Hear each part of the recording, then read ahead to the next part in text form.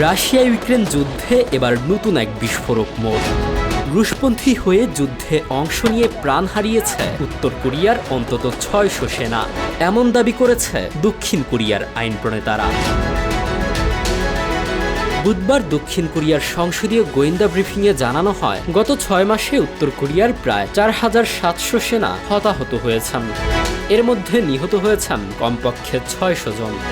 শুধু ক্ষয়ক্ষতিই নয়, এই সময়ের মধ্যে উত্তর কোরীয় সেনাদের যুদ্ধ দক্ষতাও বেড়েছে বলে দাবি করা হয়েছে। গোয়েন্দা তথ্য অনুযায়ী রাশিয়ার পক্ষে ইউক্রেনের কিয়েভের বিরুদ্ধে মোতায়েনকৃত উত্তর কোরীয় সেনারা বিনিময়ে পেয়েছে ড্রোন, ক্ষেপণাস্ত্র ও উপগ্রহ প্রযুক্তির সহায়তা। বিশেষ করে স্পাই স্যাটেলাইট উন্নয়নের ক্ষেত্রে পিয়ংইয়ং রাশিয়ার কাছ থেকে সহযোগিতা নিচ্ছে। এই সপ্তাহেই উত্তর কোরিয়া প্রথমবারের মতো স্বীকার করে যে তাদের সেনারা রাশিয়ার হয়ে যুদ্ধ করছে।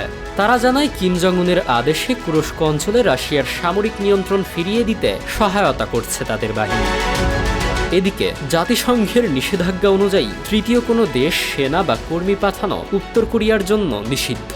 কিন্তু বিশ্লেষকরা বলছেন, এই নিষেধাজ্ঞা অমান্য করেই উত্তর কোরিয়া বিদেশে কর্মী পাঠিয়ে বিপুল অর্থ উপার্জন করে থাকে, যা তারা অস্ত্র বা প্রযুক্তি উন্নয়নে ব্যবহার করছে। উত্তর কোরিয়ার রাশিয়া নির্ভর কৌশল ও যুদ্ধে সক্রিয় অংশগ্রহণ আন্তর্জাতিক কূটনীতিতে এক নতুন উত্তেজনার জন্ম দিয়েছে। বিশ্লেষকরা বলছেন, এই অংশগ্রহণ কেবল যুদ্ধক্ষেত্র নয়, আন্তর্জাতিক রাজনীতির ভারসাম্যেও প্রভাব ফেলতে পারে।